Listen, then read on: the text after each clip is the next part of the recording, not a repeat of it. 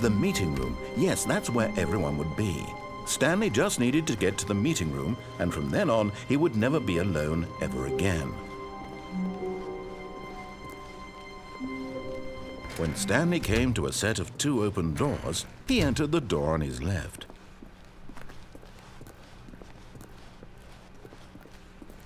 Yet there was not a single person here either. Feeling a wave of disbelief, Stanley decided to go up to his boss's office, hoping he might find an answer there. Coming to a staircase, Stanley walked upstairs to his boss's office.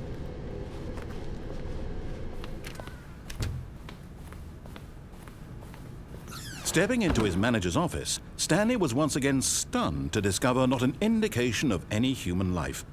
Shocked, unraveled, Stanley wondered in disbelief who orchestrated this, what dark secret was being held from him. What he could not have known was that the keypad behind the boss's desk guarded the terrible truth that his boss had been keeping from him. And so the boss had assigned it an extra secret PIN number, 2845. But of course, Stanley couldn't possibly have known this.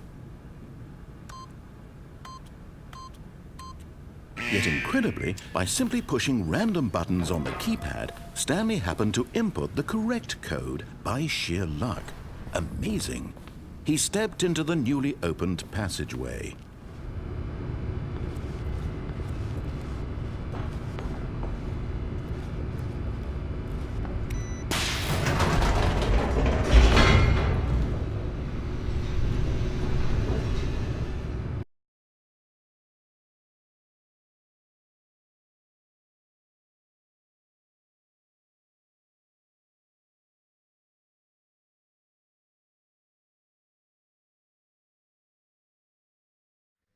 Descending deeper into the building, Stanley realized he felt a bit peculiar. It was a stirring of emotion in his chest, as though he felt more free to think for himself, to question the nature of his job. Why did he feel this now, when for years it had never occurred to him? This question would not go unanswered for long.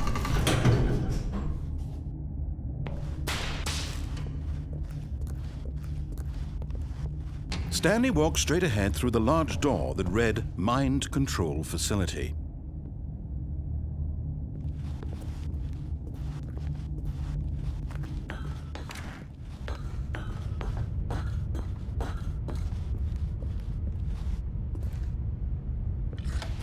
The lights rose on an enormous room packed with television screens. What horrible secret did this place hold? Stanley thought to himself. Did he have the strength to find out?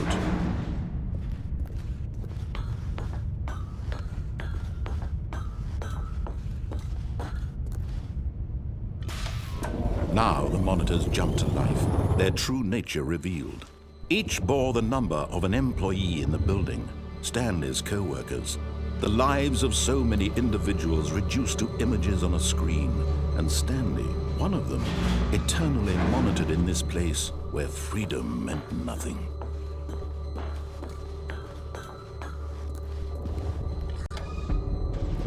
This mind control facility, it was too horrible to believe. It couldn't be true. Had Stanley really been under someone's control all this time? Was this the only reason he was happy with his boring job? That his emotions had been manipulated to accept it blindly?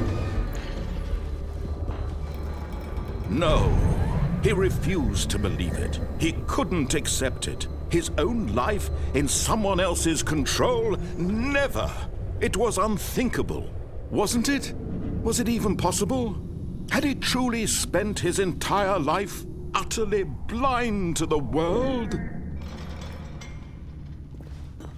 But here was the proof, the heart of the operation. Controls labeled with emotions, happy or sad or content, walking, eating, working, all of it monitored and commanded from this very place. And as the cold reality of his past began to sink in, Stanley decided that this machinery would never again exert its terrible power over another human life. For he would dismantle the controls once and for all.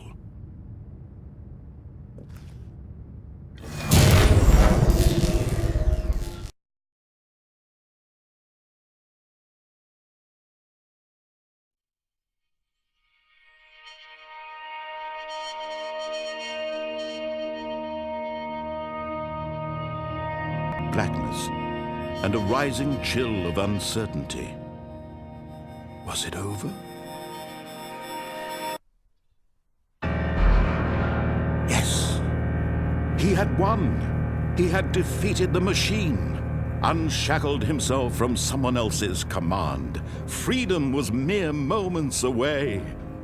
And yet, even as the immense door slowly opened, Stanley reflected on how many puzzles still lay unsolved.